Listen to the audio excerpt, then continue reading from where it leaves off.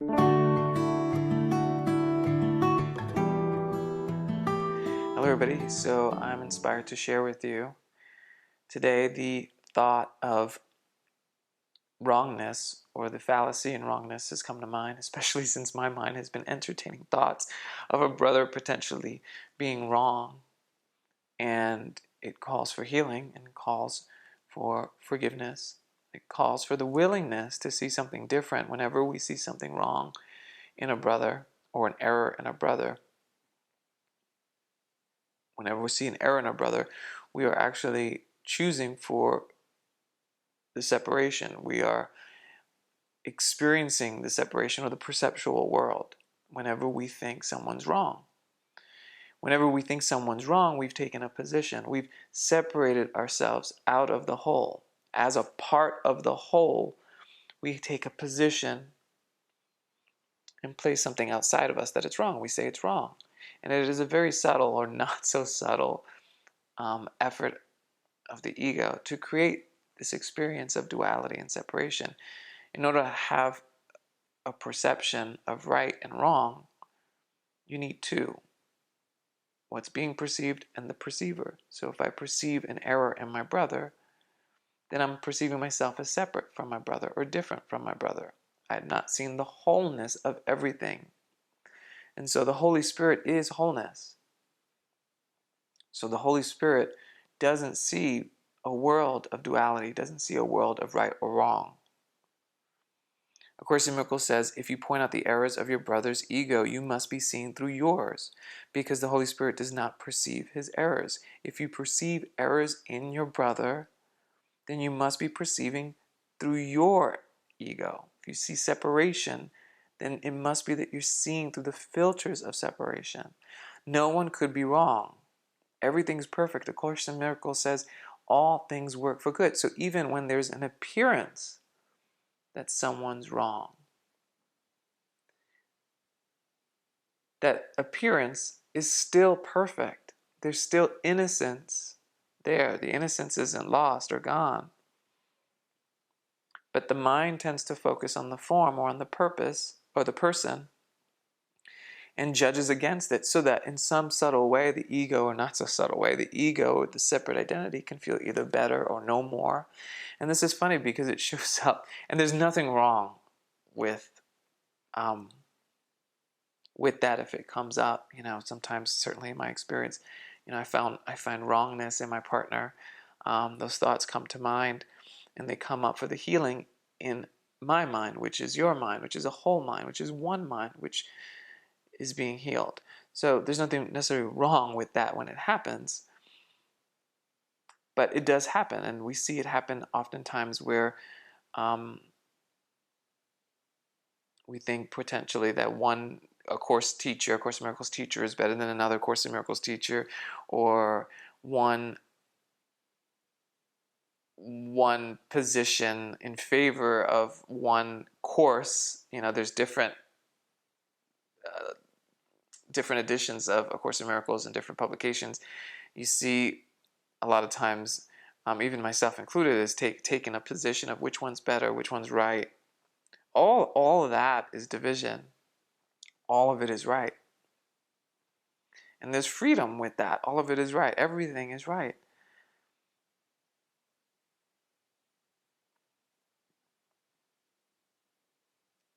Everything has to be right. There can't be anything wrong. If wrongness had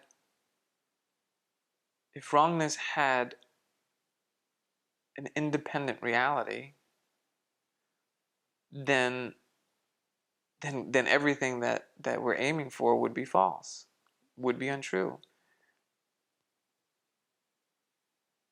If the Course is teaching us that our reality is love, which is whole and complete, and we're saying wrongness has a reality, then it opposes everything that love stands for, or love is.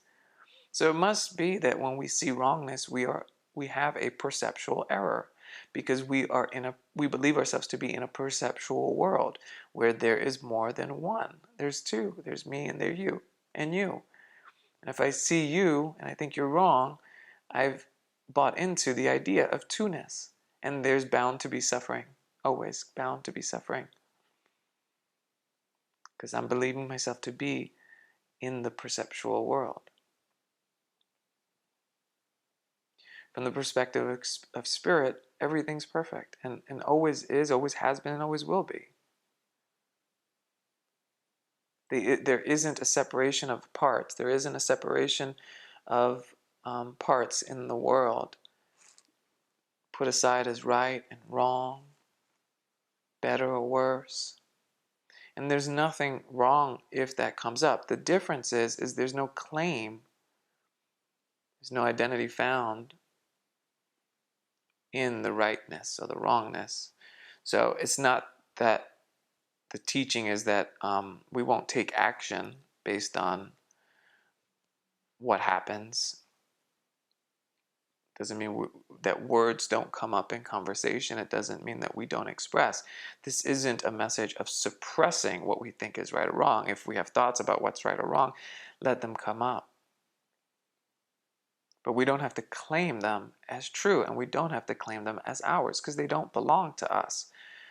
This system, this thought system of separation, is not a personal thought system of separation. It is not who we are. So it's not that we have to suppress or behave in any particular way, but rather we allow everything to be as it is.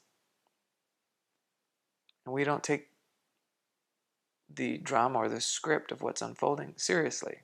Therein lies the freedom. A Course in Miracles says, when you react at all to errors, you are not listening to the Holy Spirit. When you're reacting to the error, attention is narrowed. There's contraction. Everything's brought in the allness of what's happening. Attention is brought very narrowly to what's wrong.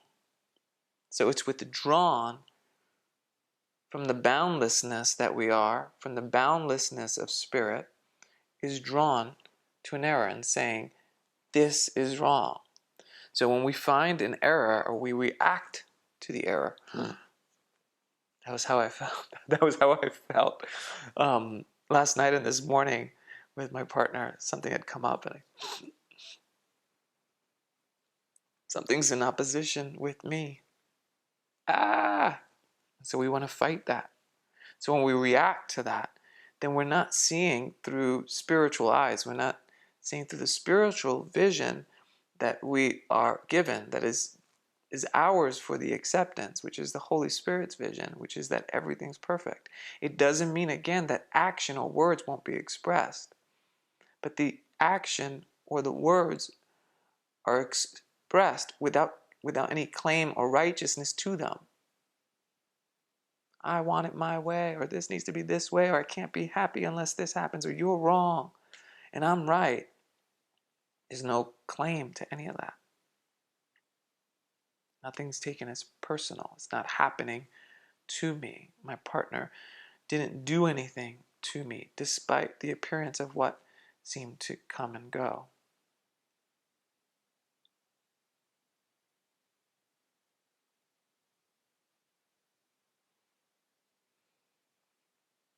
When a brother behaves insanely, you can heal him only by perceiving the sanity in him. The sanity in our brother is the sanity in us. See our brother as the whole, as the whole, not as a separate part or separate from us. It's accepted. The brother's accepted as us. They are us. There can't be anything outside of us. It's all one. All of it is within the mind, not within the physical appearance or the object of the mind that we have. Even this is within the mind, which is definitionless. There's no definition to it. There's no object. There's no object in wholeness. If you perceive his errors and accept them, if you accept them as true, that he did something wrong, then you're accepting yours.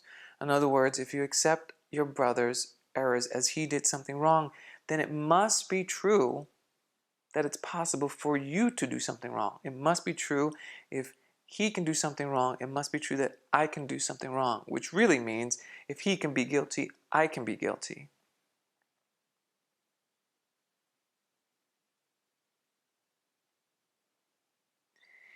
And we don't want guilt. We're here to heal the mind and free the mind of guilt. We're here to free the mind of this idea that I've done something wrong, I could have done something better, I should have done something differently, I should have did this in the past, I don't know what to do in the future. The freedom lies in when that dissolves is where the freedom is.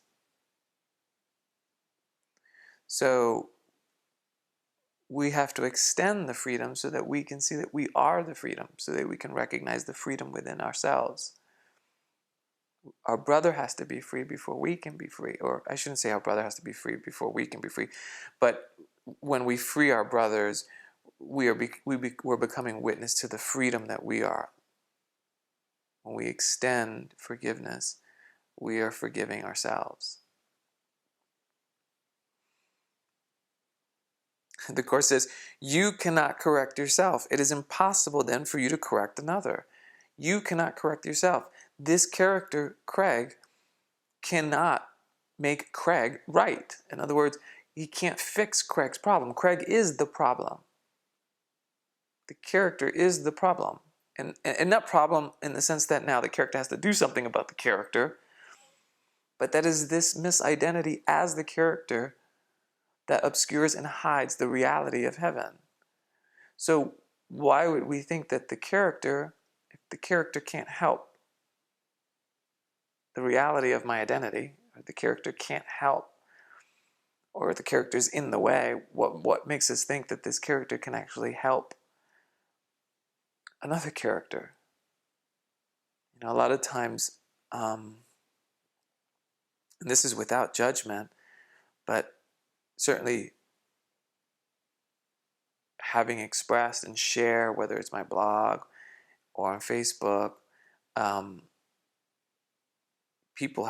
there have been times where people have shared or expressed their thoughts about what I expressed. Or sometimes I'll read people express, their opinions of other teachers or correct other people. And there's nothing wrong in the expression of all that, but none of it is true.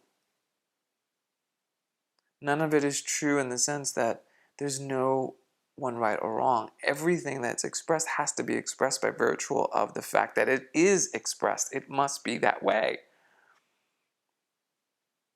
Even in some of the debates, I know there's been some debates recently on Facebook between teachers of, I think it's about versions of the Course and stuff. There's nothing wrong with that debate, but getting caught up in the debate and claiming a position in the debate is separation.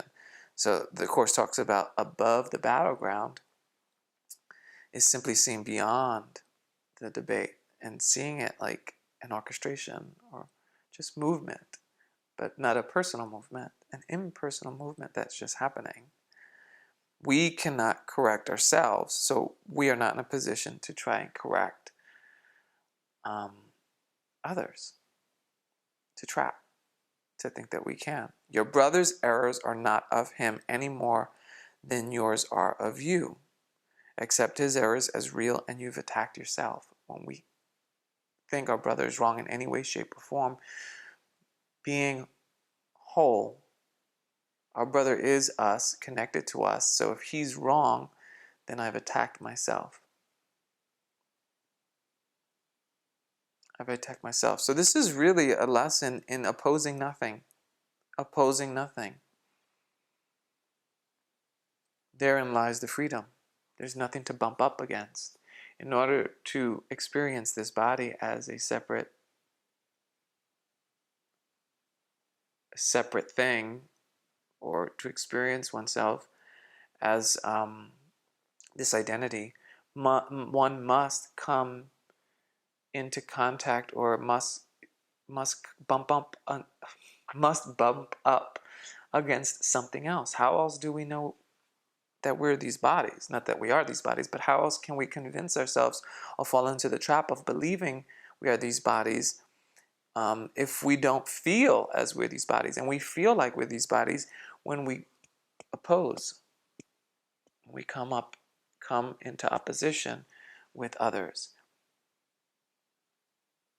That's why there's a seeming experience of freedom sometimes when we're by ourselves. You know, we sing in the shower, we dance in the living room, we pick our nose and fart, and perhaps you do all those things in front of everybody too. I don't know, but you know, it's like there's a freedom when we're by ourselves because we're not in opposition with other bodies. We're not trying to perform or be or manage the self-concept. So we need opposition to experience ourselves as a separate self-concept or identity. So that's what's happening when we find someone wrong. We're bumping up against them. We're coming into them in opposition to make this appear real. But it's a perception. It puts us in the perceptual world. It doesn't really put us in the perceptual world, but it makes the appearance of us in a perceptual world. But the aim of the Course in Miracles, is to help us shift perception. And so the prayer of the heart, when we are experiencing a sense of our brother being wrong, or a temptation to blame our brothers and make our brothers wrong, the prayer is really to open the mind to a different way of seeing. It is a willingness to hang up the perception of righteousness. Do we want to be right or happy? You know, hang that up. Hang it up and be willing to be shown something different. Be willing to be shown something different. Be willing to be wrong about everything, including even what I'm saying.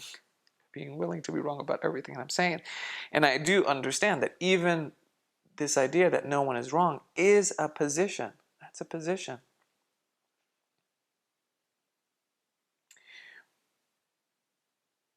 But it's a position of forgiveness. It's a position of overlooking, a willingness to overlook. And so forgiveness, although it's a position, although it's an illusion, it's the illusion that undoes the illusion. The illusion that undoes the illusion. So to take the position that no one's wrong undoes the idea of differences. And it's really a prayer, and it's not always seen as easy. So it's really just a prayer, and that's what this is. That's what this contemplation and this sharing is about. It's just taking a step out of the storyline to remind the mind that we share that there's really just innocence here, just innocence, regardless and despite anything that's showing up and anything that we thought we saw, any illusion of our brother that we thought we saw, any illusion of the world that we thought we saw, any illusion of the circumstance that we thought we saw. It's nothing wrong. Any illusion of the future that we think it's going to be or not be. And really just bask in the presence of the okayness right now. The okayness and the perfection. Really the perfection, but if we can just, accept the okayness, the perfection eventually will make itself known. It is the reality. It is the reality of heaven. I love you.